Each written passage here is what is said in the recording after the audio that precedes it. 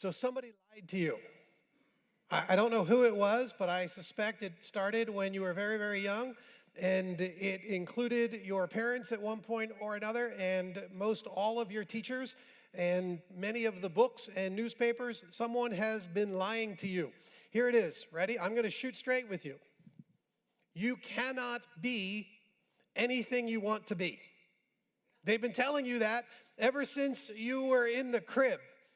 You can be anything you want to be. Now, if you're old enough to realize, if I decided today to be something, say, like an NBA basketball player, that is not true. And you go, yeah, but that's only because you're old as dirt. But that's not the reason. There's a whole lot of other reasons. I am absolutely not tall enough. You're like, yeah, but there is a guy who's 5'9". There was a guy who was 5'9". Yes. But I'm not willing to work as hard as he did on it. I don't want to learn to jump that high. I just don't. And you're like, well, yeah, but you could. No, I really don't think I could. Because, you're not actually smart enough to do everything. You're not talented enough to do everything. Not every opportunity is available to you. It's just not. You're like, yeah, but that's so defeatist. Well, it is in some ways, but it really isn't. It's actually just true. And so we should just acknowledge that. It's just one of the many, many lies that we believe. You're not going to be good looking enough to do everything that's in the world that you might want to do. You're like, yeah, but when you grow up, you could be president. Anyone even wants that right now. You might not be dishonest enough for that. And so you can't just be everything that you would want to be. It's just one of these things. We have this in our head. We're like, oh my goodness, you could do anything you want. You could always be anything you want. But the reality is you can't. Now, listen, I'm not saying you shouldn't work real hard or you shouldn't swing for the fence. And I'm certainly not saying don't be a dreamer and try to bring significant change and add real value. I'm not saying anything like that. Quite the opposite, actually. I think there's a whole lot more of that we ought to be doing. But there's actually a way that you can do that in the way that you were made to do that. And there's so much beauty and there is so much freedom in that. Just think it through for a minute. When kids are growing up, at one time, everybody wanted to be an astronaut. If everybody was an astronaut, who would build the spaceship? If we said, no, we should all be astronauts, it wouldn't even make any sense.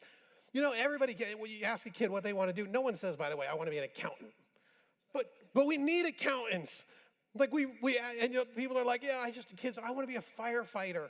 Awesome. That'd be great if you want to be a firefighter. That's fantastic. Somebody actually needs to make fire trucks so firefighters can do what they're going to do. You see, as soon as you start even putting it under just a littlest bit of inspection, it starts to fall apart as this lie. It just simply isn't true. Now you think, all right, now some of you are already thinking hierarchy. You're like, yeah, that's true. You can't be everything you want. Just be more than the next guy, right? You start thinking in a hierarchy. You start saying, well, yeah, but if you get a chance to swing that bat and make that home run and win that World Series, that's what you should do, because that's better than selling hot dogs in the stands. We promote these ideas to our kids. Many of us still believe it. We're not content with the place that we're at in our own company because there's someone who is higher in the organizational structure. Is that what you really believe? Because this is what we teach the next generation so often. It's actually what causes so much of your own angst. Are you willing to say, here, let's just say it out loud. You think doctors are more important than nurses? Go ahead, tell the nurses next to you that. Go ahead. You think the principal at the school is somehow more important than the person who's putting the food on the trays? Or the person who's cleaning up the classrooms? And you're like, well, we all know it's true. We can't say it out loud. No, it's actually not true. It's actually a lie. And yet we continue to put all of this pressure because we buy in to this whole host of lies about what we do and what it means. I think there's tons of these kind of lies that we all embrace about our work. Like, for some, work is just a way to pay the bills. It's just it. I'm just trying to pay the bills. That's why I do the work I do, just to pay the bills, make ends meet. That's so sad. According to the scriptures, it's so much more than that. It's not just a matter of paying the bills. That's an awesome side benefit, but it's not the real thing. Others, they buy fully into the American dream, which is ironic as soon as you start to think it through. Work really, really hard if you have to, because if you can work really, really not for the same amount of money, you should do that. But if you work really, really hard now and you make lots and lots of money, then you could buy a whole lot of stuff that you're mostly going to store, and then you can have all of that awesome stuff for the day that you retire, because that's when life really happens. How pitiful an existence. You're going to work really, really hard to get away from your really, really hard work? How does this make any sense in your minds? But we do this. We do this all the time. Others, they get psychologically fused to what they do. So this is heading in another direction altogether. Their value and their identity, their worth ends up being locked in with what it is that they do in their 9 to 5. But your value and your worth go far, far beyond that. You say, yeah, but you seem like you're trying to say both things. Yes, I am.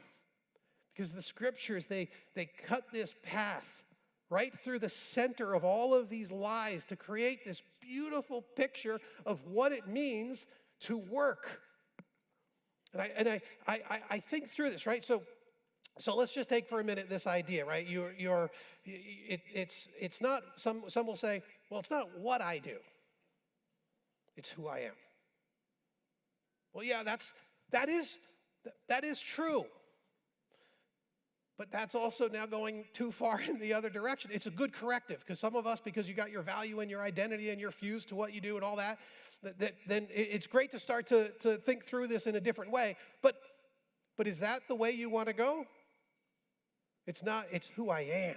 It's not what I do. Actually, what you do is still a core part of your humanness, of what it means to be a created image of God.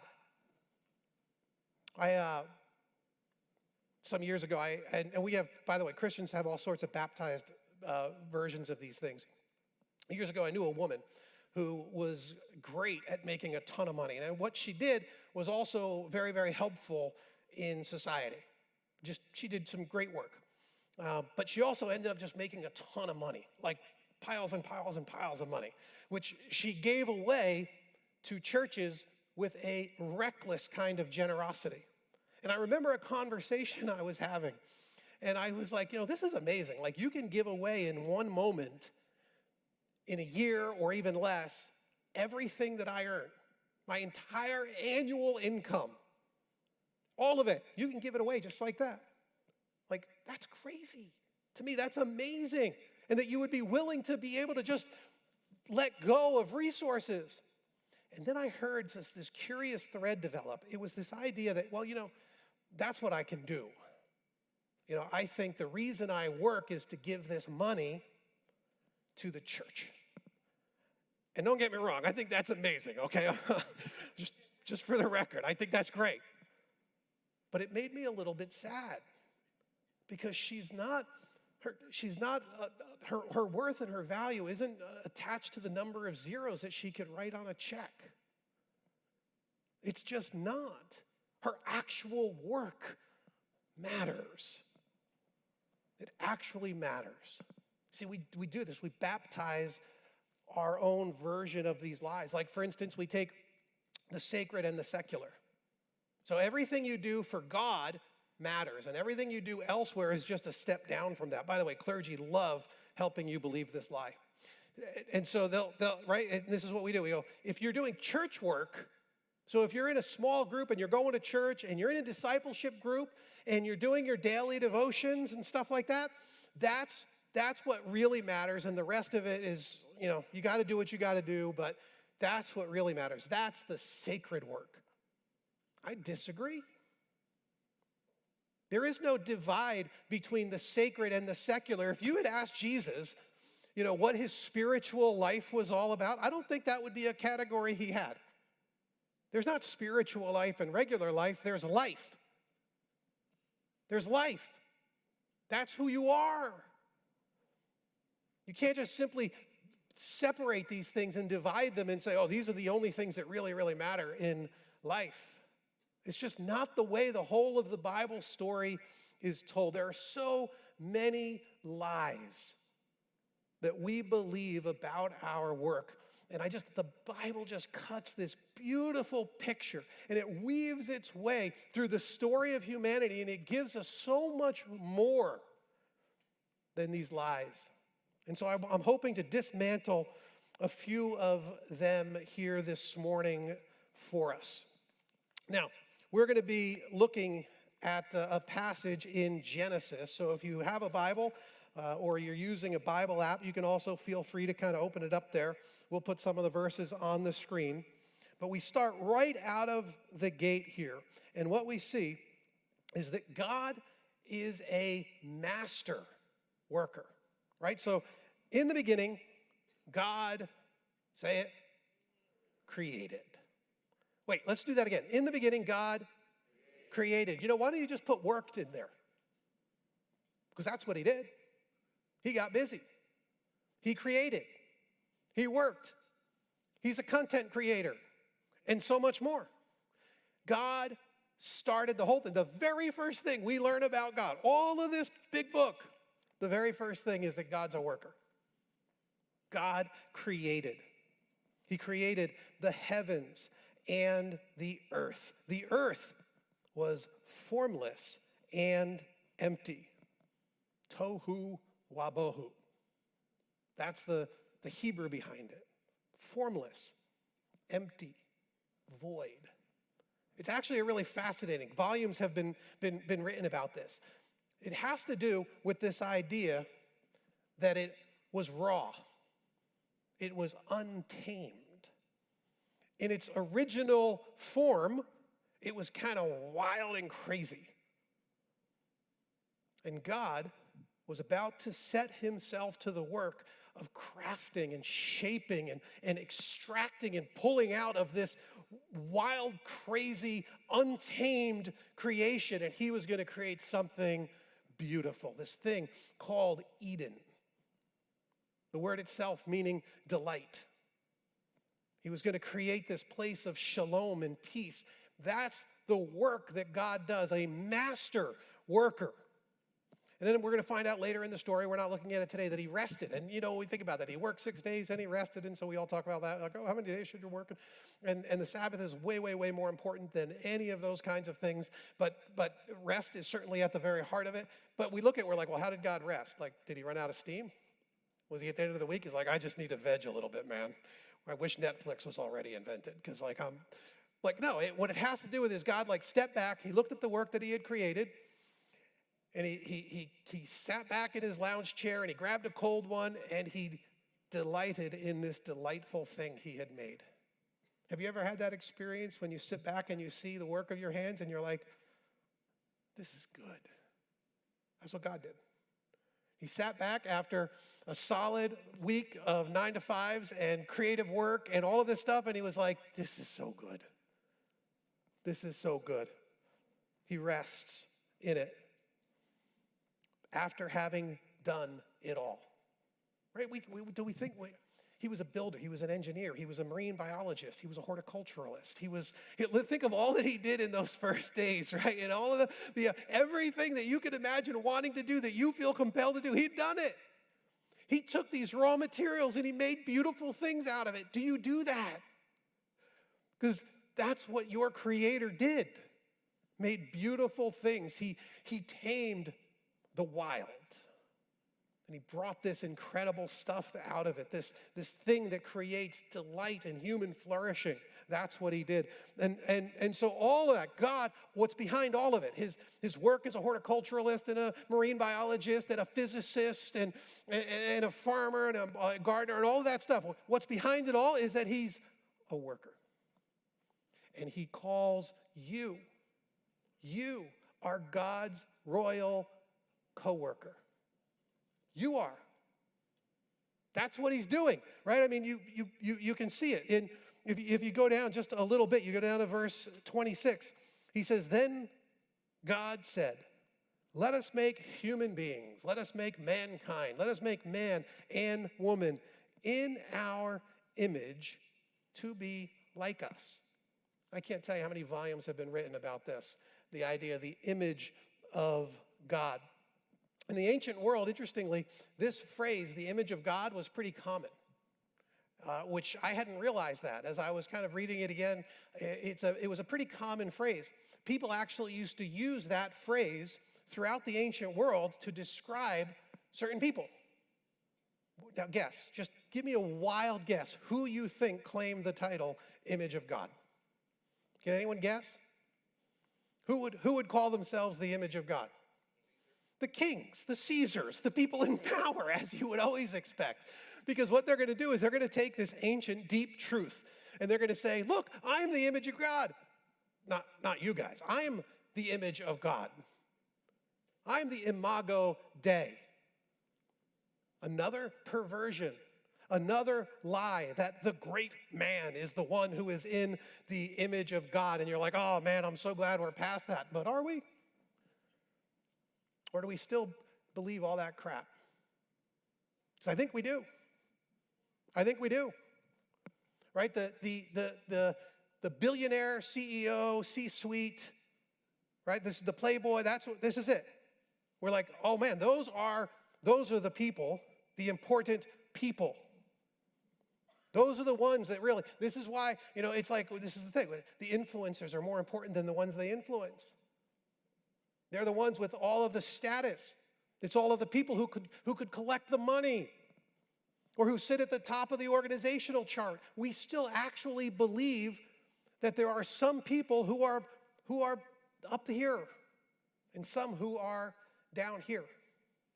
And our hope is to get up there a little bit more and a little bit more. This image of God, we still believe these lies. But that's not what the scriptures tell us. He made humankind in his image. That means he made you, and he made you, and he made you, and he made you, and he made you. And he said, you are the image of God. And at the very least, that means a whole lot, but at the very least, we know that it has to do with us being his creative co-workers in this world. Now, not all of the ancient creation stories, we call them the ancient creation myths, like there's a whole host of them out there that you could actually go and read through. But one of them, Enuma Elish, it was this god Marduk. And this is an ancient. This is like around the same time that the Bible was being written and these stories were circulating among the Jewish people. Other traditions had them. And this is what Marduk says. I will establish a savage. Man shall be his name. He shall be charged with the service of the gods, that the gods might be at ease. Interestingly, you get some of the same elements as the biblical creation narrative. Some of the elements are still there, but they're twisted, they're perverted. There's lies that are entering into this. Wait, so the gods got tired, they got fatigued because work isn't good. That's what's behind this idea. So we need to make some cheap labor so they can do the work for us so that we, the gods, who are the important people, can rest. We can rest. It's exactly opposite of what the Bible is telling us.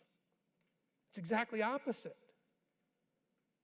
Work is good, and we're in the image of a working God who doesn't get tired out and he needs other people to come alongside. He's inviting us in as his partners.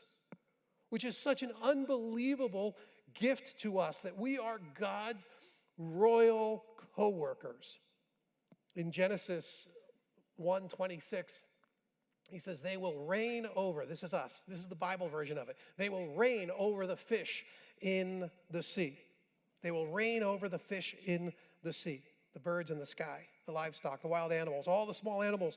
So God created human beings in his own image. In the image of God, he created them male and female. He created them. This is it, the image of God. He creates us. We work and we reign. We reign. We're not here to do the work the gods don't want to do, but we're here to rule and reign. We are these co-heirs, as the New Testament puts it, with God. So different from what so much of the ancient world would have taught. In fact, we actually know this to be true, because if you think about our own contemporary mythologies, we create these stories again, right? So the normal old awkward boy becomes a powerful wizard that saves the world. Kids go walk through, a closet and, a wardrobe, and they become princes and princesses in a mythical realm with talking animals. Awkward kid gets bit by a radiated spider, and boom, he becomes this incredible godlike creature that will do amazing things and help the world. Why are we creating all of these mythologies, just like history always has? Because this is deep in us. This is actually the real story. This is actually who we are. We're to reign with God, rule in his created order, in this new place that he was creating called Eden. So, what does this God-ordained work kind of look like? And this is sort of a fascinating thing, because the scriptures will take us through a little bit of a journey here, but they drop these key words along the way, which give us just a little bit of a taste of what it means to reign with God, to rule with God. And the very first there is the actual word that he used for reigning, right? So when we use that word, it's kind of foreign to us because it's a very royal, kingly, kind of a word. But imagine it like this. Imagine you think through the storyline so far. God had this wild and crazy world, this formless and void world. And out of it, he carved this place called Eden. But it wasn't finished. Isn't that fascinating? God didn't finish the creation. He could have. He could have said, you know what, I'm not going to put a garden in there. I'm not going to make a little place called Eden. I'm actually going to make a place that has cities and streets and farms, and I'm going to have it all there already. You just guys got to move in and take over. They're going to put vineyards in there. They're going to be ready for you to harvest next week. He didn't do that. He actually started the creative work, and then he handed it off to us. And he said, you keep doing it. So if you want to think about this word reign, you can think of it in that way, that we are going to take the creation to the place that God had intended it to go. That's what we're doing. We're taking the whole of creation, all of the work that he started, we are going to bring it to its completion. That was his plan for humanity. And then he gave us these other little hints along the way. In verse 28, God blessed them and said, be fruitful. This is a fascinating command to me because it feels like an unnecessary command, like be fruitful. So he told Adam and Eve, hey guys, get together, have kids. Like we needed a command for that? Like, don't you think we would have figured out how to do it? Like literally it? Like I think we would have figured it out, right? So like why is this a necessary command? Now we're trying to tell people stop doing it. But like so that was a part of it. And I love that because it actually does start it. Because we have kids, and then we have grandkids, and then we have kids. And this is the very basis of what God is going to do next with us. But it is a part of what it means. So like all of the work around that. And so, if you're a nanny and you're an au pair and you're pediatricianing and you're a teacher and you're helping build the next generation, this is all part of this be fruitful. And so parents, this is such a vital part of your role. And it's more than that. It is birthing the next generation to become the kinds of people, to inherit what they were intended to do from the very beginning. So when we're raising up this next generation, this is the kind of thing we ought to be telling them. This is who you were meant to be. You can do this and so much more, because that isn't the only kind of, child building isn't the only thing. He also says, fill the earth. And this has to do more with civilization building. Right, so you start gathering up some kids, and then you have some grandkids, and then you need to make your farm a little bit bigger, and then you need to make even bigger farms, and then you need roads to get the farms. And so who's going to build those roads, and who's going to build the wagons that are on those roads, and then and you see what happens is we start to build civilization. We actually start to build culture, because then when there's enough of us and we have enough division of labor, then all of a sudden someone shows up and you're like, wow, they're actually really good musically, or they're really good in taking raw materials and carving something out of them for lots of people to use. And hey, this guy figured out how to make a comb so we could actually look better. And that guy made a toothbrush. He should be one of the most famous people in the whole of the world, because man, that was a huge win for humanity. And so all of these people, what are they doing? They're building civilization. This was actually God's intention for us. When he says, go, fill the earth, multiply, cover the earth, and you're going to build civilizations as you go with it. Another word that he uses there is in the translation is fill the earth and govern it. And this is a word, to govern it, that we often have in the past used the word subdue. And of course, this whole idea has been so horribly abused.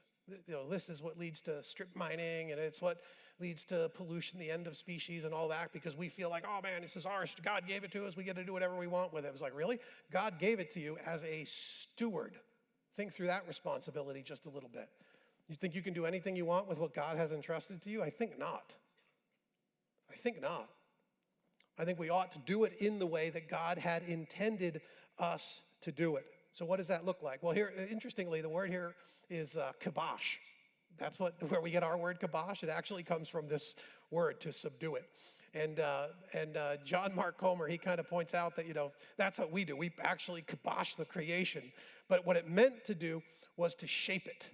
That's what it ought to have been. It has been used negatively, but it could have been something that John Mark Comer wrote about Garden City. By the way, that's the book I've based so much of this message on today. So if you like anything in it, John Mark Comer wrote it. I stole it. And the other stuff that you didn't understand, I added all that. And so John Mark Comer, he said it like this.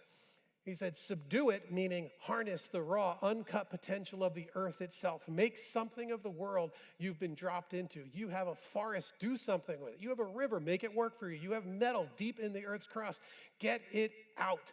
You have sun and wind. Next slide. You have sun and wind and soil and rain. Do something with it. Plant crops, build houses, invent solar power, design computers, make music, shape art, come up with technology. Fill the earth and subdue it. That's what we were meant to do. What an awesome, awesome charge. But he isn't quite done yet. Because if you go over to Genesis chapter 2, verse 15, he tells us after God placed the man in the Garden of Eden, and there's these two very awesome little words here. He said to tend and watch over it. Now this word for tend is actually the word to work. And so we actually now have that word, to work. The very cool thing about this word is it's also the word for worship. Right? We come here and we go to worship songs. And so we think of, so often we take worship and we're like, oh, it's what we do on Sunday when we sing songs. No, worship is your work. Singing songs is one manifestation of worship, but it's so much more than that. It's actually what you do. You worship God. You work for God. You serve God. It's translated in all of those different ways. And then he says, when he says to tend it, right, that's to work it, and then to watch over it, this is the protective piece. This is why we ought to do everything we can to steward this thing well. Because we're to protect it. We're to watch over it. We're the ones who are stewarding it in God's place. And so and here's another part of these two words. When they're used together later in the scriptures, it's actually the words that are applied to the priests. This is what they do in the temple. They serve and they watch over and they protect. See, all of this royal and priestly and kingly language, it's all wrapped up in this image of God, the Imago Dei, that you, being a partner with God to help us understand what it means to do the work that God has called us to do. Tim Keller, he summarizes this like this. He says, work is rearranging the raw material of God's creation in such a way that it helps the world in general and people in particular to thrive and flourish. If God made you to do that in whatever role it is and you are doing it, that is good and pleasing to your Creator. It is good and it's pleasing. If you could say, that's what my work looks like, that's what I am doing. Not all work fits that bill, and so I understand that. You should absolutely get out of any sort of work that isn't able to do that. But the vast majority of what we do can fall into these categories. And when you do what God has given you to do, then God smiles upon your life and you've joined him in that great work. It's such a beautiful picture that the scriptures give to us, because the work that you do now actually lasts for eternity. Who you've become and the skills that we have developed and all of this stuff, it all goes into the new world, right? All right, so you're not leaving earth to go to heaven, my friends. You will for a little bit. Let me be more precise. For a little bit you will, but guess where it all ends up? Here. In the new heaven and the new earth, here on earth, where we will still be doing these things. There will still be work to do. That we will still be extracting things and shaping them and working them and creating this Eden once again. But here's the thing, the Eden that was remember, it wasn't complete. At the end of the Bible story, we get a new picture of Eden. It comes down out of heaven from God in the city of Jerusalem. The same language used to describe the Garden of Eden is used to describe this celestial city that is now here on earth. And so it's as if God is saying the whole plan all along was to create this garden city where humanity would thrive, where culture would be rich and civilizations would expand, and we would see all of the incredible wonder and spectacular things that God has done. And he's inviting you to be a part of it, not just here and now, but for all of eternity. We get into the New Testament, the Apostle Paul, he's talking to Timothy, and he tells him this. He says, it's in the 2 Timothy passage.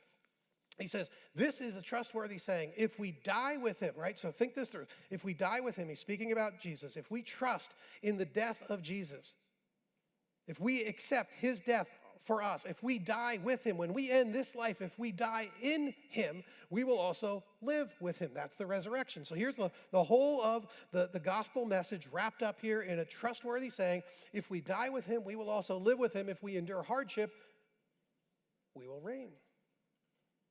He's talking about the end of time, the new heaven, the new earth. And he's saying, listen, he goes all the way back to Genesis. And he's saying, this is what you were meant for from the beginning. Follower of Jesus, this is what you were meant for. This is who you are. It's what you are becoming. And the fullness of it is so rich. Essential nature for who we are as humans is to work. We are co-workers in this great task of reshaping the planet for human flourishing, for now and for all of time. This is a great and wonderful privilege. And so what kind of ruler will you be tomorrow when you go to work? The Jesus people ought to be the best. We ought to work the hardest and the smartest and be the most trustworthy and be the most compassionate and be the most kind, because you're not working for your boss, you're working for the King of Kings. You're working for the Savior of your souls. You're joining him in this great work. Whatever you show up to tomorrow morning, whatever that is that takes the lion's share of your time, a third or more of your whole life will be dedicated to this thing, these kinds of things. How will you do it? Will you be the kind of king and the kind of a queen that he could entrust to you? Will be the prince and the princess of royal stature that he has called you, that you truly and genuinely are, or not? Because we can be, and this is who we were meant to be. Father, what I am asking is that you would cause our hearts to be so enraptured with this vision of who we can be, of who we were meant to be. That, Lord, it would transform every single morning When we wake up and we hit that alarm and we get out of bed and we get on that train and we get in that commute, we do our, Father, this whole thing, may this just transform the way we do our work, the way we think about ourselves, the way we think about the people that we are serving, the people who are all around us. Lord, may we do our work in such a way that we honor you in it. All of these things, Lord, if we're working, if we're wiping snotty noses all day long, Lord, let us understand that these are your children. This is the next generation. This is part of what it means to be fruitful and to multiply and to fill the earth and to bring culture and hope and civilization and human flourishing. And Lord, in each of these ways, what some might look at as small and some might look at as great, Lord, these are the roles that you have given to us. These are the tasks that you have called us to. And when we do them in your name and in your way, it brings great joy to your heart because we are made in your image. The Imago Dei. Thank you for this great gift, Lord. I'm praying that you would make this more and more true of us each and every day. In Christ's name, amen.